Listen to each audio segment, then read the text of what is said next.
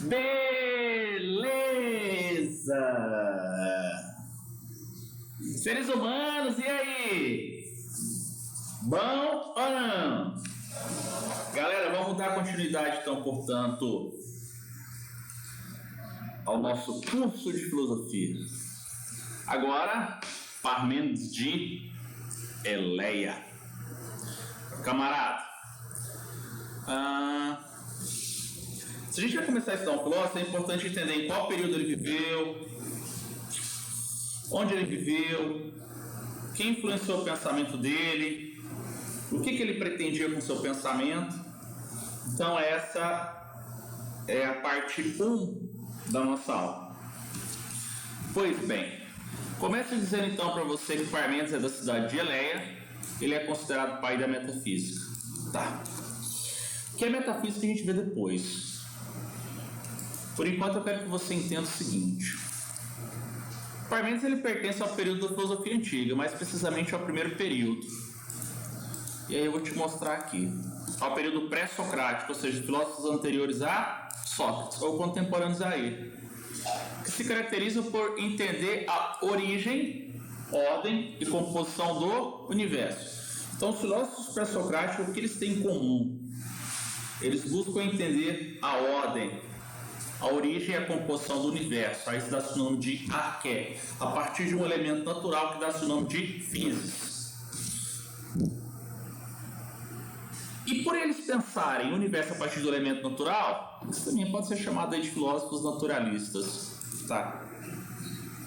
O que significa dizer que eles vão propor diferentes físicos conforme sua filosofia. Então, lá na aula de períodos da filosofia antiga, está aqui um diagrama aqui sobre as físicas. Se você for olhar nesses quadradinhos, você vai perceber que não existe Parmênides.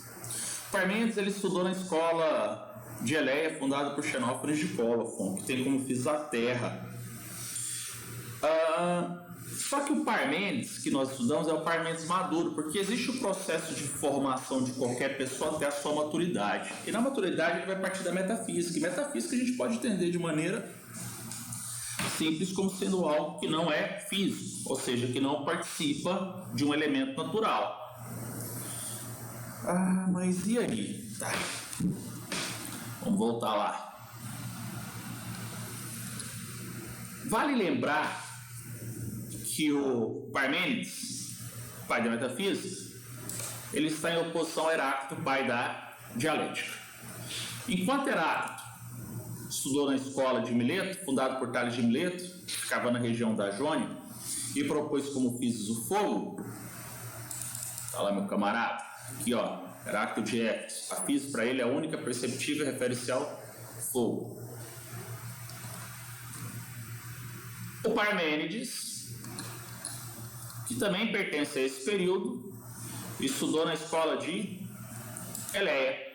É importante lembrar que a escola ou recebe o nome da cidade onde ela foi fundada, ou da região onde ela foi fundada, ou o nome do filósofo que a fundou, ou o nome do filósofo que se destacou. Por exemplo, que a escola Eleata ou escola de Eleia, ela foi fundada por Xenófanes, mas seu principal representante é o Parmênides. Beleza? Se ele é pai da metafísica e o Heráclito é pai da dialética, é importante você entender o que é dialética. Então corre lá no nosso canal e assiste as aulas de Heráclito.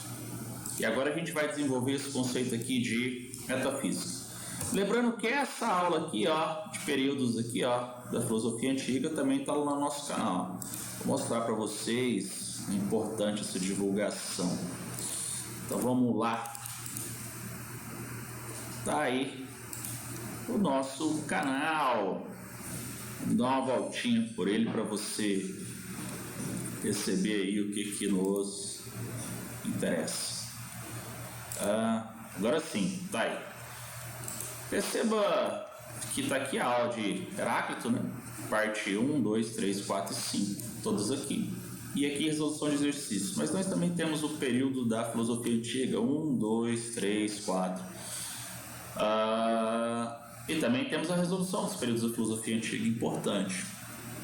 Eu estou querendo te dizer que a compreensão do Parmênides exige alguns pré-requisitos. Tem uma dimensão geral dos períodos da filosofia antiga, mais precisamente a parte do período pré-socrático. Tem uma percepção, mesmo que mínima, de Heráclito, já que eu vou explicar Parmênides a partir dessa contraposição. Então, vamos voltar a lá.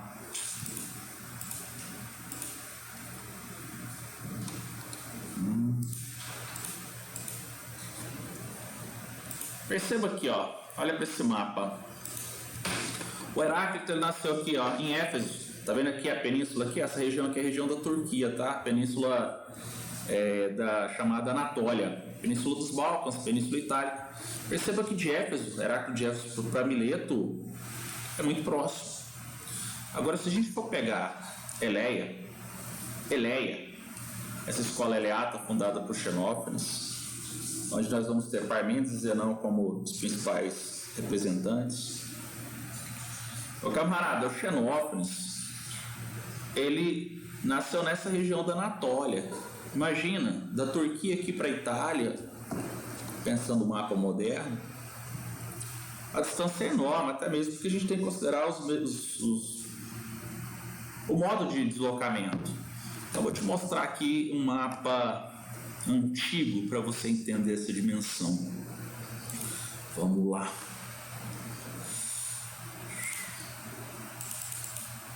Dá uma olhada nesse mapa. Aqui Cólofon, tá vendo? Aqui Cólofon. Ele está muito distante da região de Eleia.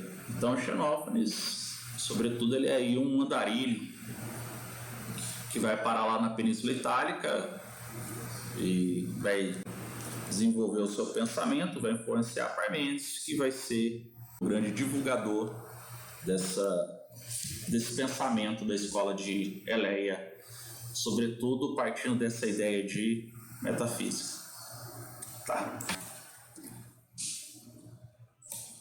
Portanto, o Parmênides ele vai ser o filósofo responsável não somente por propor algo novo na filosofia, mas ele vai ser responsável também por divulgar esse novo, graças ao seu discípulo Zenão, que a partir daí a metafísica passa a compor a história da filosofia.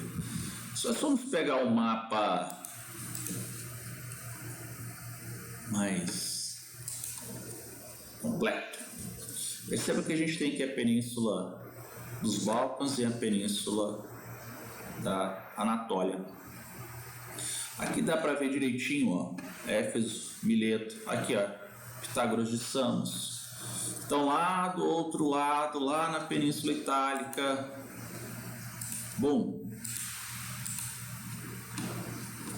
Xenófanes, Parmênides e Zenão.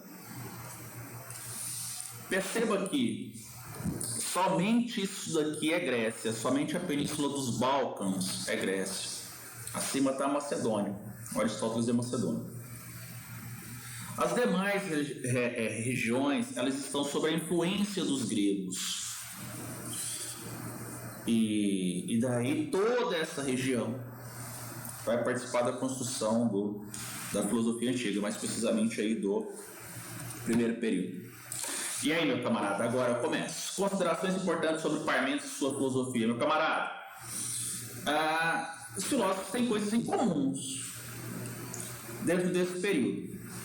O que significa dizer que o Parmênides, ele valoriza a razão e ele desvaloriza os sentidos. Em outras palavras, ele valoriza o ser da razão e desvaloriza o ser dos sentidos. Você vai perceber muito em filosofia a palavra ser. E o que é ser? De novo, eu já falei isso em outras aulas. Ser é uma variável qualquer, é o x da matemática, pode ser substituído por qualquer coisa. Então, a gente pode substituir o ser pelo nome lapiseira. A gente pode substituir o ser pelo nome café. A gente pode substituir ser por um nome fictício, por exemplo. coelhinho da Páscoa. O que eu estou querendo te dizer é que ser uma variável qualquer, e para não trabalharmos com elementos que podem ser identificáveis, a gente utiliza o ser. Acontece que um ser, essa garrafa de água, ela pode ser pensada, o que significa dizer que ela não precisa estar aqui para que eu pense nela. Eu simplesmente penso. Como ela pode ser sentida, ou seja, observada, tocada. Percebe então que existem duas formas de conhecer: a razão, que é a nossa capacidade de pensar, que é imaterial; os sentidos, que é a nossa capacidade de sentir, que é material. Lembrando que matéria em filosofia não é a mesma concepção da física, não é aquilo que ocupa lugar no espaço. Matéria em filosofia é tudo que pode ser aprendido pelos sentidos. E aquilo que não pode ser aprendido pelos sentidos, é bem provável que pode ser o quê? Pensado. Perceba que o Parmênides, ele é pai da metafísica. Então, metafísica é aquilo que está além do físico, porque ele vai dizer que os seres que existem dentro de um plano metafísico, independentemente da sua materialização, ou seja, da nossa capacidade de perceber essas coisas pelos sentidos. E aí,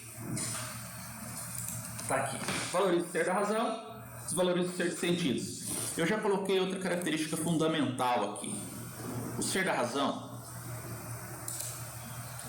ele é estático, ou seja, ele não muda. Essa é uma característica. Quando nós pensamos o ser, quando nós utilizamos a razão para pensar o ser, esse ser da razão, ele tem uma característica: ele é estático, ou seja, em outras palavras, ele não muda. Enquanto que o ser dos sentidos, aquele que nós percebemos de alguma forma por nossas sensações, ele muda. Juliano, mas isso é muito doido. Tá, pensa comigo. Um ser que a gente aprende pelos sentidos, gosto. E é interessante que de repente a gente gosta de uma comida e a gente experimenta e diz: bom, passado algum tempo, você daqui a alguns anos experimenta a mesma comida e diz: cara, não está muito bom. Perceba que tudo que relaciona aos sentidos é dinâmico, ou seja, muda. Uma coisa que não muda, ela tem um significado em Parmênides, na filosofia em geral, como algo super importante, porque qual que é a característica da verdade? O fato dela não mudar. Eu não vou entrar em filosofia da ciência, tá? Todo mundo antigo. E da opinião, o fato de mudar. Então, em regra, de uma maneira geral, em filosofia, a verdade é aquilo que não muda, a opinião é aquilo que muda. Então, a verdade deriva da razão e a opinião deriva dos sentidos. Até aí tudo bem. O Parmênides, ele vai estabelecer uma crítica enorme a Heráclito. Ele vai dizer o seguinte, que o movimento é ilusório. Sabe aquela coisa que o Heráclito fala, que o ser é vir a ser o seu ser contrário? Está aqui que o ser é devir. Pois é, o Parmênides vai dizer o seguinte: olha, o movimento é uma ilusão própria de um mundo material, percebido pelos sentidos. Mas lá no plano metafísico, que é o plano do pensamento, esse movimento não existe. Esse movimento, ele é ilusório. E aí a gente chega a uma máxima importante dele. Isso muito nos interessa. Se a verdade é aquilo que não muda, a opinião é aquilo que muda, se a verdade deriva da razão e a opinião deriva dos sentidos, significa dizer que aquilo que muda deve ser deixado de lado, porque está no plano corporal, e aquilo que não muda a gente deve buscar, porque eu estou trabalhando com a ideia de identidade. O que não muda. E aqui temos uma frase importantíssima de Parmênides: o que é e não pode deixar de ser. Essa é a crítica dele ao movimento. Quando ele diz o que é e não pode deixar de ser, ele está dizendo para você que o ser não era, não foi, não será, ele é. Então ele não tem movimento. Então, em Parmênides, dia é dia, noite é noite. Não tem essa de que dia vira noite e noite vira dia. Dia é dia, noite é noite, e se manifesta em momentos distintos dentro do plano material. Mas lá no metafísico, quando eu penso dia, lá no metafísico, quando eu penso noite, dia é dia, noite é noite. A partir dessa afirmação, leia: o que é e não pode deixar de ser, nós sabemos que o movimento é ilusório. Se o movimento é ilusório, devemos abandonar os sentidos e fazer uso da razão. E a partir dessa razão, que é o que de fato nos interessa, nós chegamos aí à máxima do Parmênides, que diz que o ser é e o não ser não é. Essa é a máxima. Tá aí. Grava essa afirmação. Ela é super importante.